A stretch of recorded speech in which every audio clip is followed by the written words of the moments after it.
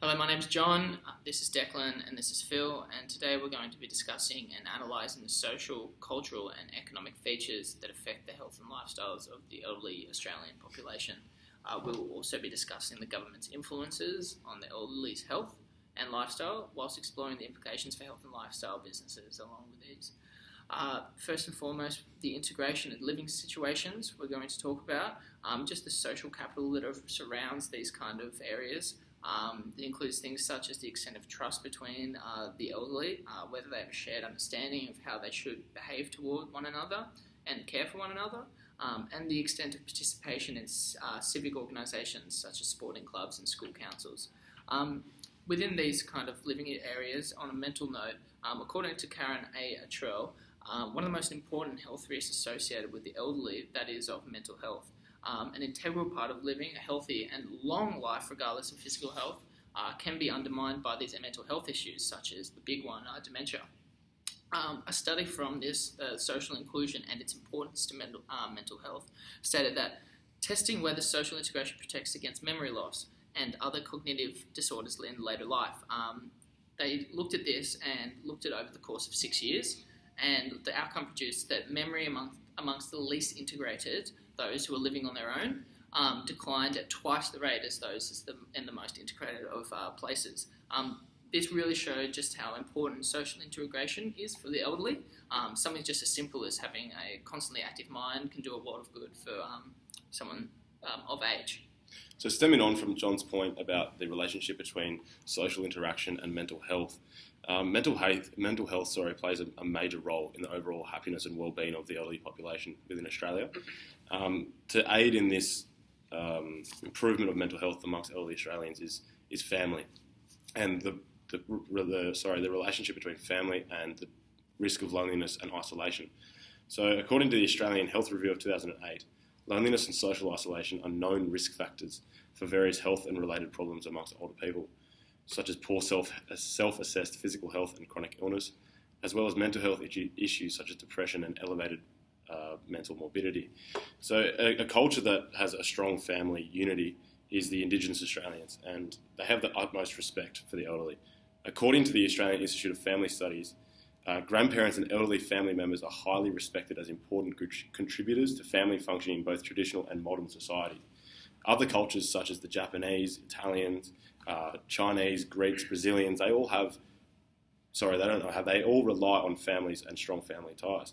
The lives of the elderly are celebrated a lot more than their younger family members, and these strong family values are proven to increase certain cultures of elderly people's mental health, greatly reducing the risk of loneliness and isolation. That's a really interesting point, Phil. In fact, according to the 2006 Australian Bureau of Statistics, 82% of women aged 65 and over and 69% of men aged 65 and over had face-to-face contact with family members at least once a week, showing that keeping in contact with family is vital to maintaining health and well-being.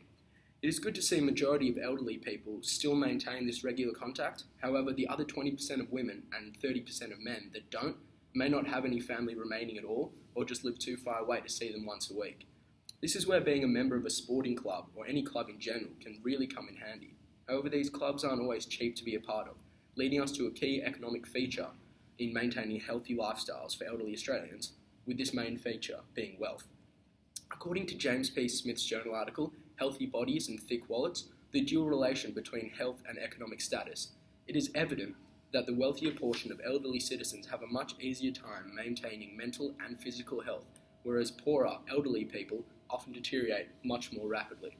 According to the Older Australia at a Glance textbook published by the Australian Institute of Health and Welfare in 2007, 3 of the top 4 most popular ways to exercise for people aged 65 and over was in a sporting club environment. They were lawn bowls at 5.6%, aerobics at 5.4%, and golf again at 5.4%. This again shows us that wealth is a key economic factor because people prefer exercising in groups and at clubs, which costs a substantial amount of money, however allows them to maintain a healthy mind and a healthy body. Continuing on from Declan's point, just about how much exercise that people do in these kind of centres. Visiting my grandmother at an aquatic centre recently that she has down the road, she pays quite a heavily fee to be a member of this aquatic centre. It includes things such as like going on park trips and going on golf trips up the coast.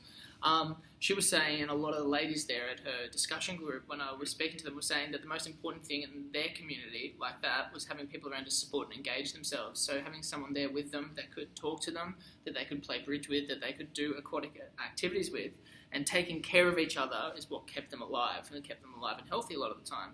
A lot of people don't want to hang out with elderly people and speak with, or be around them, just simply because of a lot of the mentality around nursing homes and stuff, which can be a little bit depressing. These ones have a better social stigma around what they're doing, and just around the activities and around themselves, they can keep a better mental health. Along with this, along with the continue on with the Australian Institute of Welfare with their Older Australians at a Glance article, we saw the sea change phenomenon. Which was, we saw a lot of elderly people over the ages of 65 moving to the Gold Coast, to the Tweed Head region more specifically. Between 2000 and 2005, the Tweed Head region up an average of 14,500 people per year, or 3.3% were seeing people moving to this Tweed Head region. We were seeing people that really had the economical status and the mental health that they didn't need a carer, or in any of those situations could move to this Tweed Head region without any problems. And it keeps that mentality with them together in a way that they have constantly always on the beach, that they have a beach to go swimming in, that they have areas to hang out with each other together, and mentally they are a better social group. That's why they're all a lot of the time moving to these areas. So elderly people that are in rural cultures, they're often limited to such services that provide opportunities for physical activity. And these rural areas often have a culture of poor mental and physical health.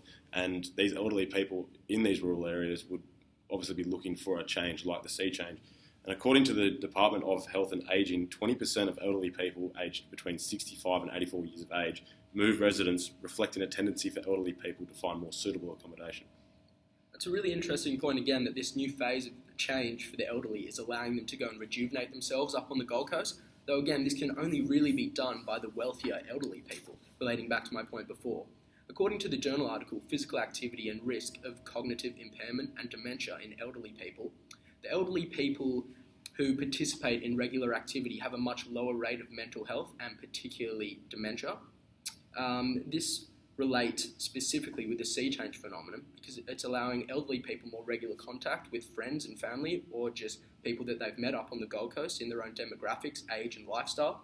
All by living together on the Gold Coast, it's easy to see how the economic features and benefits play a huge role in assisting elderly people when it comes to maintaining both their mental and their physical health. Going on with the last article that Declan had spoken about, which was something that we were assessing in these situations, was the effects of alcohol on the elderly. And one of the main points was that that over 9% of the elderly are drinking quite heavily still, and that they're still, and as a whole, the ones who do drink are still drinking to an extent that is harmful to their bodies. And in social situations, a lot of the time with the elderly, they are having this problem where they either drink or they don't drink. There's no really in between. A lot of the time, which we found, is that the elderly people are drinking a lot less and thinking that because of they are of age, they shouldn't drink as much. But the effects on an elderly person's body is diminished compared to that of a regular person. So even though drinking less, they are still having some quite harmful health issues with their body, even though they are drinking a lot less in these situations. And unfortunately, elderly Australians, and Australians in general, we have a heavy drinking culture, and to some degree, especially amongst the elderly, is a heavy smoking culture. And this poor culture leads to poor physical health and a lower capacity to participate in physical activity. There was a article written by the Herald Sun, and it says research reveals that 1 in 5 people over the age of 60 are drinking heavily. And a separate UNSW study found that out of 240 elderly people, 20% had alcohol or substance abuse problems. So as evidence, it's pretty obvious to see that elderly Australians have a poor problem with drinking, and there is a drinking culture in Australia that is impairing elderly people and their physical activity. What we've come to next in a lot of these social issues was a lot of the government initiatives that have been being rolled out to kind of help with the elderly lifestyle. To a lot of the ones that at the moment, even though it's been such a long time since World War I and such, we are seeing a lot of the time people with dementia and mental health issues that still have PTSD. But we're looking now at the government initiatives that have been rolled in so that can really assist in a lot of these areas. One of the first ones we're going to talk about was Meals on Wheels. They rolled this out to a lot of the elderly people, that it's just more than just a meal, that they nourish, they care, and they strengthen the communities. And we see that they have all these three services in one. The Meals on Wheels bridges an all social gap as well, mental health, and economic and cultural divides. The biggest part socially about having the Meals on Wheels service is someone to look forward to in a lot of these situations where people are living at home, living on their own, and they don't have anyone to see at the end of the day. The mental interaction that they're getting, and as well as the good meal and the nutritional value, it's got a huge amount of benefits for them to sign up to this thing. Even though we have a really long waiting list to get onto Meals on Wheels, to receive these in-home services, a study at Brown University had seniors answering questions about their physical and mental health at the beginning of receiving the benefits, and again after 15 weeks. One of the biggest things they noticed in this was that not only after receiving the meals were they showing better signs of nutrition and well-being, but their mental well-being in areas such as isolation and in terms of how they were responding to each other were increased significantly. They were enjoying having people coming into them. Something as simple as Meals on Wheels, which can be up to $1,000 a year, which is petty change for a lot of elderly people, can provide huge benefits, not just having to sit in a room and eat. Yeah, so leading on from that point on Meals on Wheels especially, so as you just said, it can cost about $1,000 a year, which is about $7 to $10 per meal for the elderly, which is obviously a great government initiative, where this compares to, it can cost over $50,000 of taxpayer money to have someone in a nursing home. So as you can see, the discrepancy is quite large, and this is actually a really good government initiative that helps the poorer and the wealthier. As John was saying, the social benefits are fantastic. So it's a really good initiative for the government to help the elderly. Another government initiative from a cultural perspective is the Closing the Gap initiative.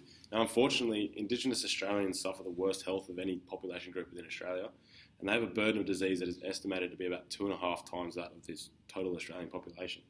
So the vast majority of Indigenous Australians live in rural areas, around about 70%, and living in these conditions limit their access to physical and mental health services.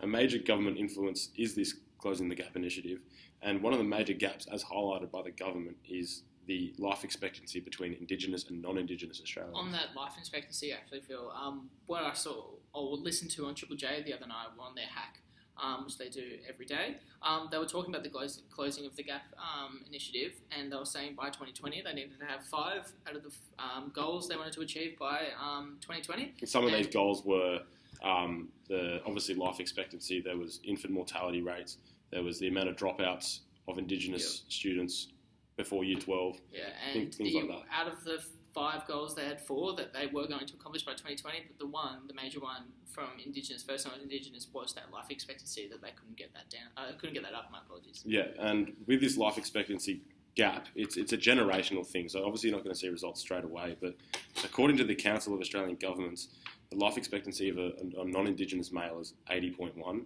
and an Indigenous male is 69.1. For a female that is non-Indigenous, it's 84.3, and an Indigenous female is 73.7. So there is quite a big gap. So this government initiative of Closing the Gap is a very good initiative, and it will be achieved. It's just a matter of time. Absolutely. And speaking on government initiatives, one that's quite profoundly funded by a lot of government funding is Beyond Blue. Beyond Blue are an anxiety, depression and mental health awareness group company, and it has a big spiel on their websites and their articles about how they deal with the elderly in a lot of these situations. And they have they offer a lot of facilities for the elderly suffering from mental health issues, and this is completely funded through donations as well, but partly by the Australian federal government. On that, they were speaking about these issues, and it's thought that between 10 and 15% of older people experience depression, and approximately 10% experience anxiety. Rates of depression among people living in residential aged care are believed to be even higher, so they're around 35%.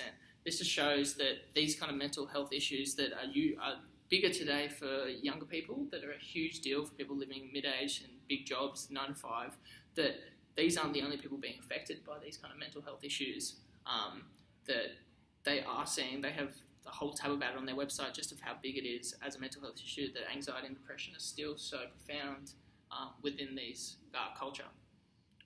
Yeah, well, the social aspects actually of the government initiatives and Beyond Blue particularly lead into the implications for businesses in Australia.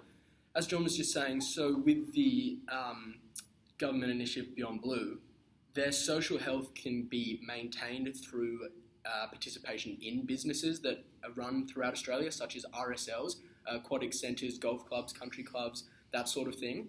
They're really good, especially the RSL we'll touch on mostly because it is a $5 a year membership. Basically, anyone can afford that, can go to an RSL, get cheap meals, socialise, hopefully keep this depression down, this anxiety down.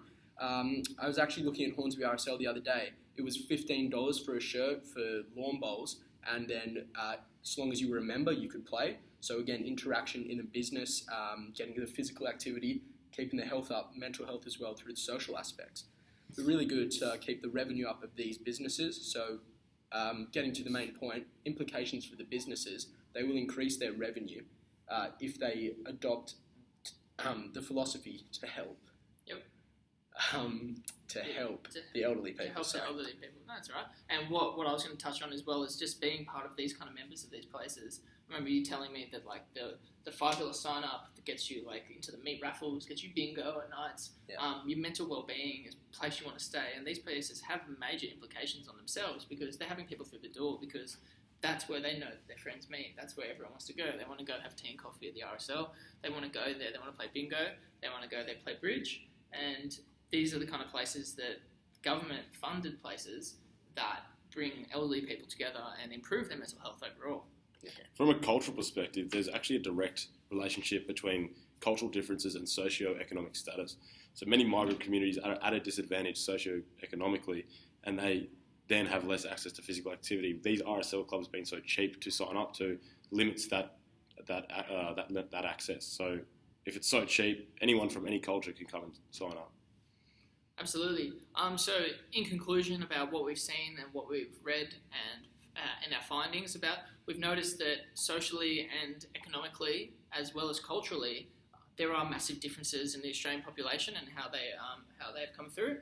We've seen that through a lot of government initiatives, such as Beyond Blue, such as Meals on Wheels, and the RSL clubs, that we are seeing like major health increases and also decreases for the rural communities, and that the government is doing a lot for these incentives and making incentives for these people. You can tell a big difference between those people of wealth and those people that are the poorer, but all in all, the Australian government is doing a lot to help the elderly population.